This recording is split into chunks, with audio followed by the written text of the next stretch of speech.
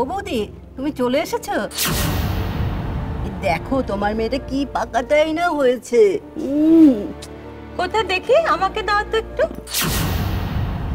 দাও আমার। ই বাবা, কি মিষ্টি মেয়ে। দাও দাও দাও, আমি একটু কোলে নি, আমি একটু কোলে নি। উলি বাবা, লি বাবা, লি বাবা, ছাড়ো ছাড়ো। এই তো, এই তো ঘুমোচ্ছে, ঘুমোচ্ছে, ঘুমোচ্ছে। যাও তুমি যাও। উলি বাবা, লি বাবা, কি মিষ্টি হয়েছে, কি মিষ্টি হয়েছে। হ্যাঁ, তোমার নাম দিয়েছে ওরা। তোমার মাকে? কে তোমার মা? কি দাদু ভাই, বেনারসি কেনা হলো? হ্যাঁ ঠাম্মা, পরে সবাই মিলে একসাথে বসে দেখবো। আচ্ছা ঠাম্মা, দাদু কোথায়? আর দাদু, তোমার দাদু যা আজকে কাণ্ড ঘটিয়েছিল। কেন, কি করেছে? বড় বৌমা, আমি একটু ভেতরে যাচ্ছি। চল ভেতরে চলো, ভেতরে গিয়ে সব তোমায় বলছি। চল।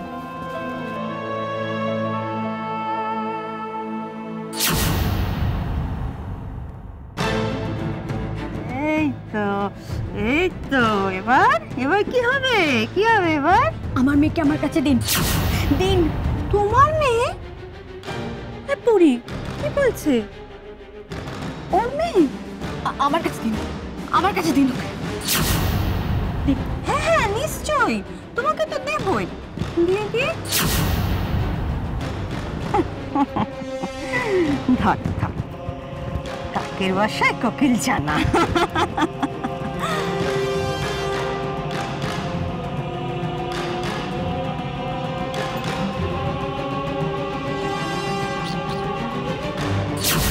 ছুঁতেও দিল, নিয়ে চলে গেল। সত্যি পরিটা কেমন বদলে গেছে না?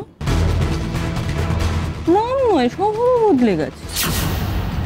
তুমি কোথায় নিজে গিয়ে ওর বিয়ের বেনারসি পছন্দ করে দিলে? তা আবার কার সাথে বিয়ে? আপন স্বামী, নিজ তো বর, তার সঙ্গে বিয়েটা তুমি মেনেও নিলে। আর ও কিনা তোমাকে একটু নিজের মেয়েটাকে ছুঁতেও দিল না। ভারী অন্যায়, ভারী অন্যায়। বড় বৌমা, বড় বৌমা, কোথায় তুমি? যাই বাবা।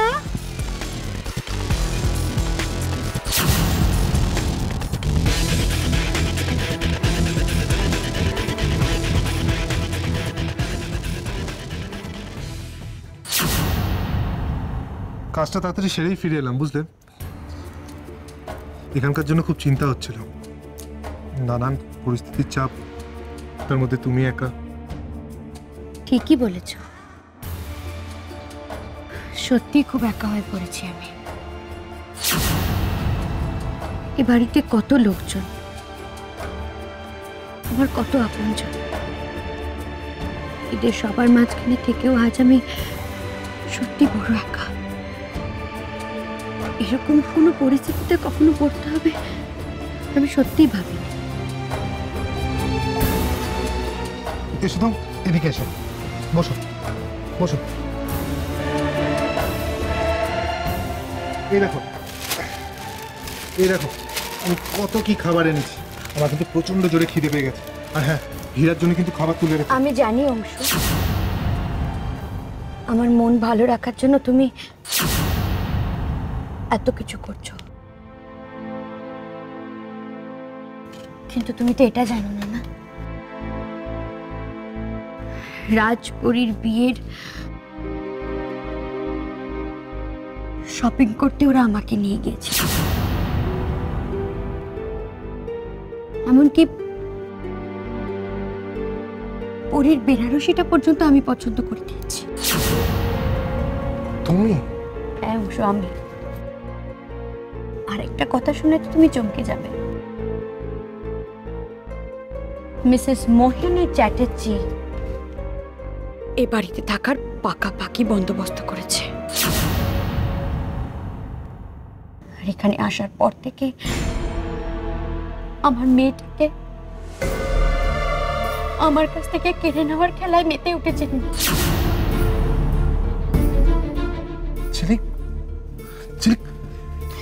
আমি জাস্ট কিছু বুঝতে পারছি না। আমি জানি না, আমি জানি না এরপরেও আমি নিজেকে শক্ত রাখবো কিভাবে।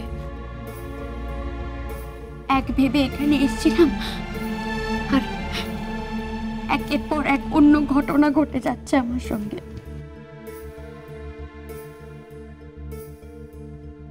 আলোর পথ খুঁজতে গিয়ে তো ক্রমশ অন্ধকারে ঢুকে যায়। এরপরও তুমি আমাকে ভালো থাকতে বলছো, তাই না? কি করে থাকবো আমি? কি করে ভালো থাকবো? ভালো তোমাকে আমি রাখবই ঝিলিক, রাখবই। কারণ ভালোবাসার মানুষকে কাছে পেয়েও না পাওয়ার যন্ত্রণা যে কতটা দুঃসহ, আমার চেয়ে বেশি আর কে বুঝবে বলো? হয়তো ওনার এই বাড়ির উপর ভালোবাসাই ওনাকে এখানে টেনে এনেছে, কিন্তু এতে প্রবলেমটা কোথায় ঠাম্মা? সমস্যা আছে দাদু ভাই। আমি কি আর শুধু শুধু ভাবছি? এই দুই বউয়ে যদি বনিবনা না হয়, তাহলে সংসারে সারাক্ষণ অশান্তি লেগে থাকবে।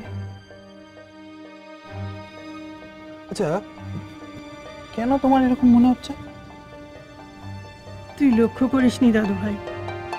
আমি দেখেছি এই বড় বৌমা হঠাৎ করে চলে আসাতে ছোট বৌমা ব্যাপারটা ঠিক পছন্দ করতে পারেনি। কিন্তু ওকে কে বোঝাবে যে এটা কমলের বাবার জন্যই আমি আর কমল করতে বাধ্য হয়েছি। আমার তো ওনাকে বেশ ভালোই মনে হলো। কি সুন্দর ব্যবহার, বেশ ডাউন টু আর্থ। দাদুর সাথেও কি সুন্দর কথা বলছিলেন উনি, একেবারে আদর্শ বড় বৌমা। ঠাম্মা, তুমি না মিছি মিছি চিন্তা করছো। আমার তো মনে হয় উনি ঠিক সামলে নেবেন, কোনো অশান্তি হতে দেবেন না। অশান্তি না হলেই ভালো, তবে আমি যেন কেন নিশ্চিন্ত হতে পারছি না। আগের কথা সব ভুলে গেছেন বলেই আপনি ম্যাডামকে চিনতে ভুল করছেন। এই সুযোগটাই না ম্যাডাম নেয়।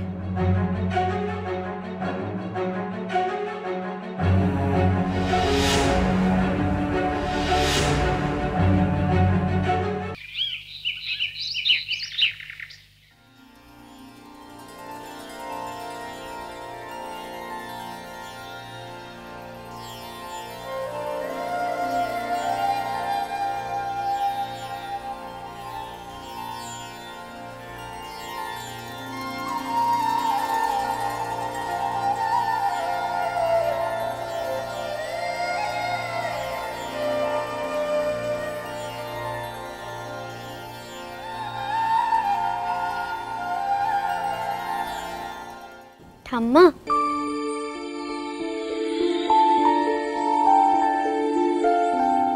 এই যে ঠাকুরের ফুল নিয়ে এসেছি। বাবা, এই যে অনেক ফুল, তা এর থেকে খানিকটা নিয়ে মালা গাছলে হয় না? আমি গেঁথে দেবো? তাহলে তো খুব ভালো হয়। আমি খুব নিশ্চিন্ত হলুম। এবার থেকে ঠাকুরের ফুলের দায়িত্ব তোমার উপর, কেমন? ঠিক আছে ঠাম্মা।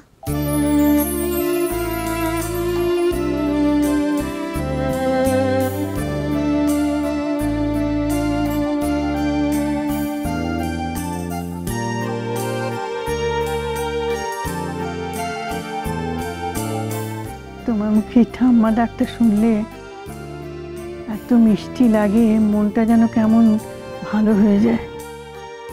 কেন কে জানে?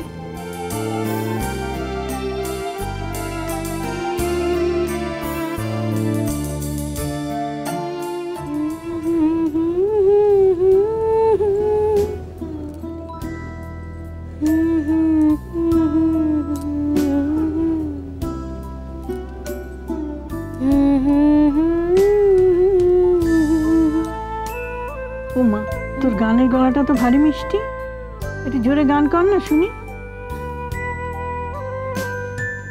ওমা, এটা একবার থেমেই গেলি। গান আমার ঠাকুর গান শুনতে বড় ভালোবাসে। নে শুরু কর। তোমায় ছাড়া ঘুম আসে না।